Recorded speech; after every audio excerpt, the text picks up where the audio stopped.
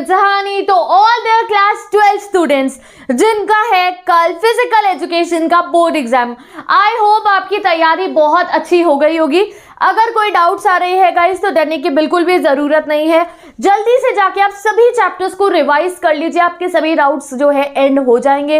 अगर आपको revision videos को चेक करना है तो डिस्क्रिप्शन बॉक्स में प्लेलिस्ट गिवन है फिजिकल एजुकेशन की, मैंने सेपरेटली भी सारे चैप्टर्स अपलोड कर दिए कि आपको 2 आवर का जो है वन शॉट देखने की जरूरत नहीं पड़ेगी। पर्टिकुलर चैप्टर जिसमें आपको डाउट आ रहा है आप सिर्फ उसी की 20 मिनट की वीडियो है उसको 2x पे करके सुनोगे, 10 मिनट में चैप्टर आपका रिवाइज हो जाएगा, डाउट्स सॉल्व हो जाएंगे। ठीक है, तो सेपरेट वीडियोस भी अपलोड हो चुकी है, तो वहां से जाके आप जो है डाउट्स क्लियर कर सकते हो। अभी इस वीडियो को मैं क्यों बना रही हूँ, मैंने हाँ इंपॉर्टेंट क्वेश्चन की वीडियो भी अपलोड कर दिया है जहां पे मैंने अपनी तरफ से कोशिश करी है कि कुछ बेस क्वेश्चन आपको बता दूं कि एटलीस्ट कुछ इंपॉर्टेंट मटेरियल आप लोगों का प्रिपेयर हो जाए। वो बेस क्वेश्चन है, बाकी क्वेश्चन को सॉल्व करने में आपकी हेल्प करेंगे।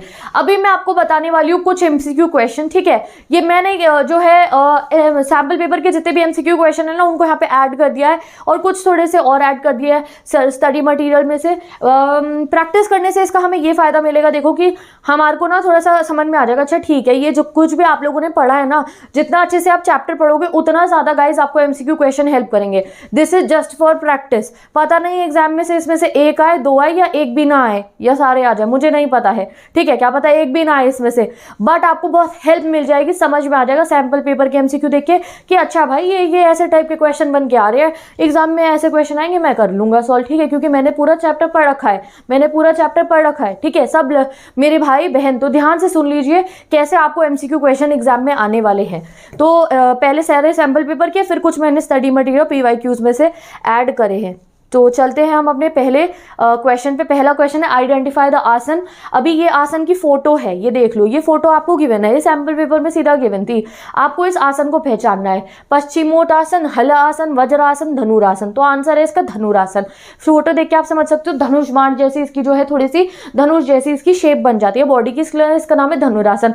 अब एग्जाम में ऐसा क्वेश्चन तो डेफिनेटली आने वाला है कि आपको आसन दिखाया जाएगा और ये बोला जाएगा गेस करो कौन सा आसन है। तो उसके लिए मैं आपको एक सिंपल ट्रिक बता रही हूँ। आपकी जो सीबीएसई की एनसीईआरटी डाउनलोड करनी नहीं आती है तो एक बार सीबीएसई अपने जो भी ब्राउजर है उस पर सर्च कर लो, क्लास 12 फिजिकल एजुकेशन की एनसीईआरटी 2022-2023 आपको मिल जाएगी सीबीएसई की वेबसाइट से।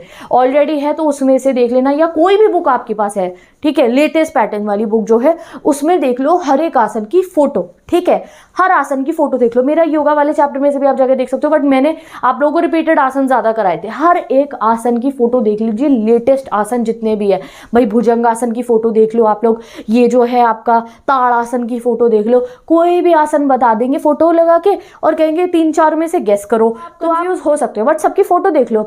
विजुअल मेमोरी बनानी है आपको सारे के सारे आसन देख के, तो प्लीज एक बार मेरे कहने पे सारे आसन को देख लेना, 10 मिनट लगेंगे आपके सारे आसन को देख के एक बार उनकी फोटो को दिमाग में बसा लेना। ठीक है, अगला क्वेश्चन है which asanas amongst the following can not be can be done, can not नहीं, can be done just after having meal. खाना खाने के बाद इनमें से कौन सा आसन हम परफॉर्म कर सकते हैं?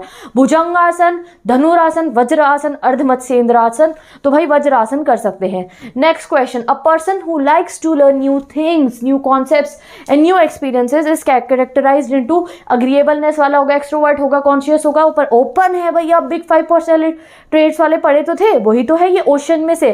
Cart wheel in gymnastic is example of dash. किसका वो इक्विलिब्रियम का ये एग्जाम्पल है? स्टैटिक इक्विलिब्रियम का, डायनामिक का, एक्टिव का, पैसिव का, तो डायनामिक इक्विलिब्रियम का है। ठीक है, अगला question, slow twitch fibres are dash in colour. जब मैंने आपको ये चैप्टर पढ़ाया था तो मैंने सबसे पहले स्लो ट्विच और फास्ट ट्विच फाइबर का पहली स्लाइड चलाई थी उनके डिफरेंसेस की। देखो एमसीक्यू सैंपल पेपर में उसी में क्या पता एग्जाम में डायरेक्ट डिफरेंशिएशन आ जाए आपको। तो slow twitch fibre red colour के होते हैं। ठीक है, next question, jumping on the spot is example of, jumping on the spot is example of isometric exercise, isotonic exercise, isokinetic exercise या फिर आइसोकाइनेस्थेटिक, तो आइसोटोनिक एक्सरसाइज। ठीक है, next question, take off in a long jump is example of कौन सी strength? Take off करना long jump में, explosive strength, maximum strength, strength in the static strength. तो गाइस एक्सप्लोजिव स्ट्रेंथ, जब एकदम से जंप करना है तो साथ में आप लोगों को एक्सप्लोजिव बहुत जल्दी अपनी सारी की सारी पावर लगाने की जरूरत होगी, तो एक्सप्लोजिव स्ट्रेंथ। ठीक है, the amount of oxygen which can be absorbed and consumed by the working muscles from the body is called, from the blood is called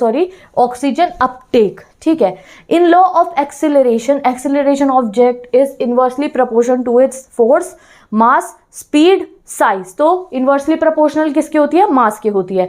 और अगर आ जाए आपको डायरेक्टली प्रोपोर्शनल तो वो बता दो मुझे right chart. Which are soluble in water and crystalline in structure are called simple carbohydrate, complex, compound या कॉम्प्लिकेटेड। या तो आंसर क्या होगा हमारा? Simple carbohydrates.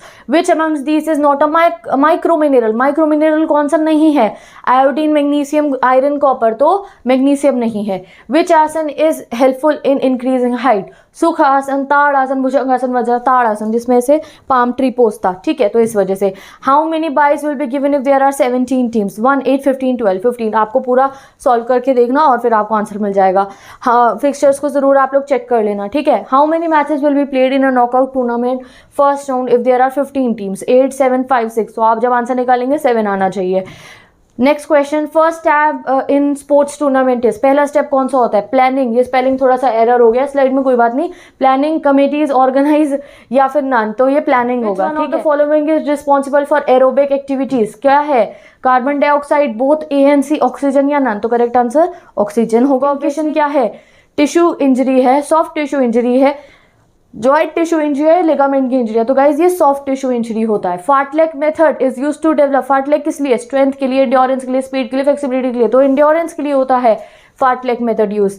The sit and reach test is conduct to assess which parameter? Sit and reach test, ये आप बता रहा मुझे कमेंट सेक्शन में। ये जो हमारे टेस्ट वाले चैप्टर है, मैंने आपको लॉन्ग आंसर सीरीज में भी कहा है कि मैं टेस्ट वाले के इंपॉर्टेंट नहीं बता रही हूँ, टेस्ट सारे प्रिपेयर करके जाने, कोई भी आ सकता है।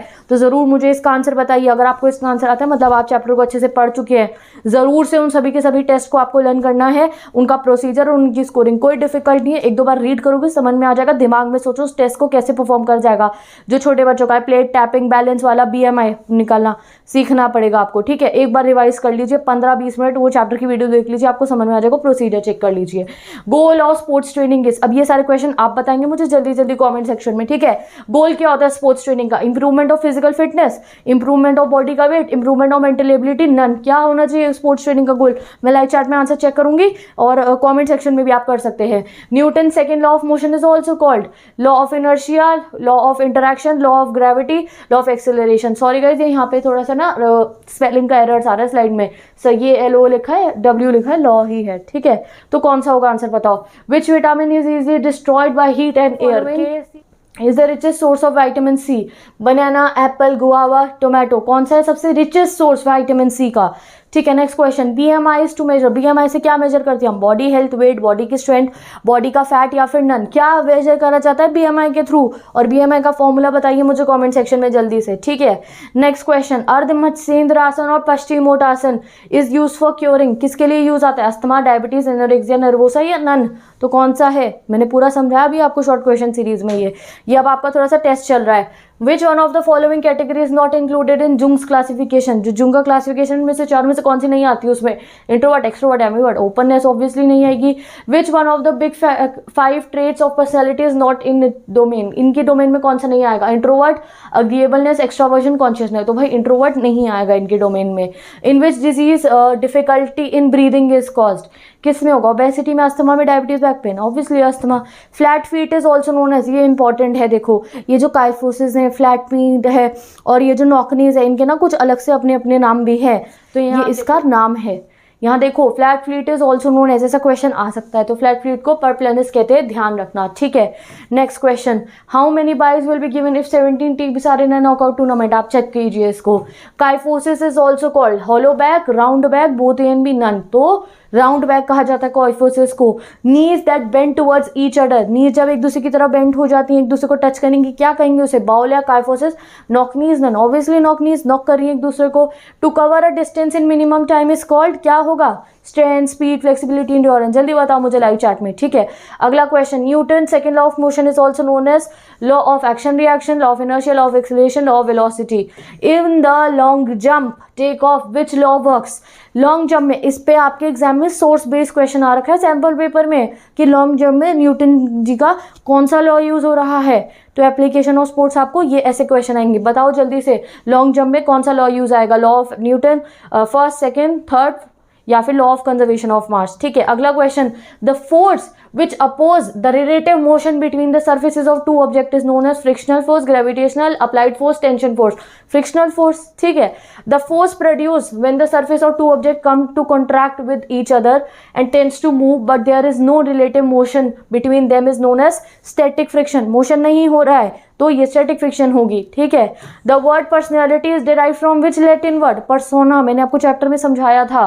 ठीक है, traits of high self confidence, social, friendly, confident, किसका ट्रेट है ये? एम्बीवर्ट का, एक्सट्रोवर्ट का, इंट्रोवर्ट का या एक्टोमॉर्फ का? बताओ जल्दी से कमेंट सेक्शन में। Traits of extrovert, introvert and ambivert is given by Jung ने दी था। ठीक है, big five theory is also known as, ये इंपॉर्टेंट क्वेश्चन है। बिग फाइव थ्योरी में ओशन पढ़ा था हमने, उनको एक और नाम कहा जाता है बिग फाइव थ्योरी को। पूछा गया इसमें 5 factor model, 5 trait model, 5 level model, 5 number model. तो गाइस 5 फैक्टर मॉडल कहा जाता है बिग फाइव थ्योरी को, याद रखना, बहुत इंपॉर्टेंट क्वेश्चन है। Behaviour carried out with the intention of harming other, करने के लिए आपका जो बिहेवियर वो क्या है? Stress, irritation, aggression, none. Aggression है obviously.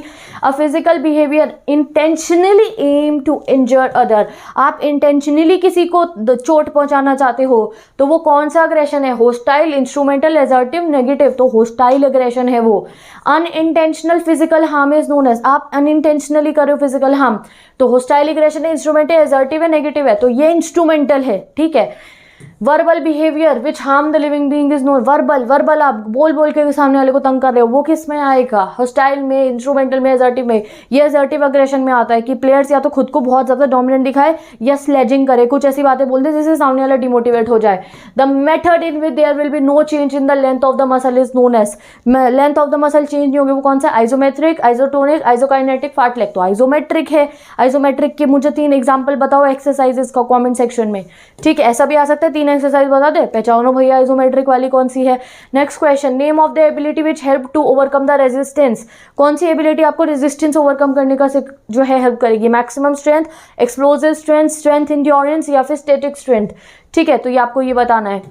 Which is not the training method to develop endurance, इनमें से कौन सा नहीं है? फार्टलेक कॉन्टिन्यूस इंटरवल है तो ये पोस्ट आइसोमेट्रिक नहीं होगा। ठीक है, speed plays another name of which method, speed play किसका नाम है? फार्टलेक का, कॉन्टिन्यूस का, इंटरवल का, आइसोकाइनेटिक का। फार्टलेक मेथड का अगला नाम है स्पीड प्ले।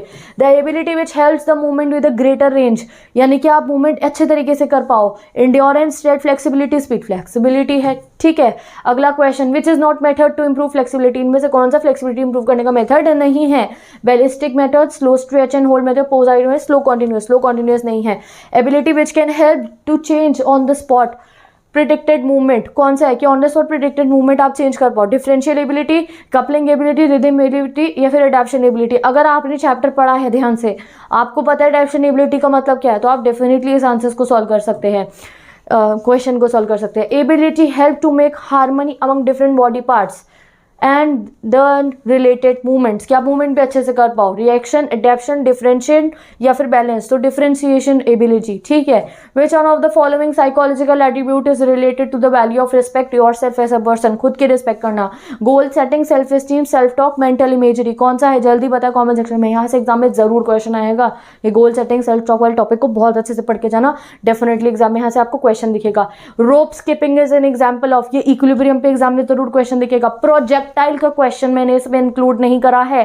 ठीक है, कि प्रोजेक्टाइल क्या है और प्रोजेक्टाइल को क्या क्या चीजें डिपेंड करती है, एंगल हो गया, हाइट हो गई, प्रोजेक्टाइल वाला टॉपिक जरूर पढ़ के जाना गाइज आप लोग। ठीक है, rope skipping is example of static equilibrium, dynamic, active equilibrium, passive equilibrium. बताओ जल्दी से रोप स्किपिंग किसका एग्जांपल है, कौन से इक्विलिब्रियम का? फास्ट ट्विच फाइबर का कलर क्या होगा? व्हाइट, रेड, ब्लू, नन, कौन सा कलर है फास्ट ट्विच फाइबर का? ये आप बताएं कमेंट सेक्शन में।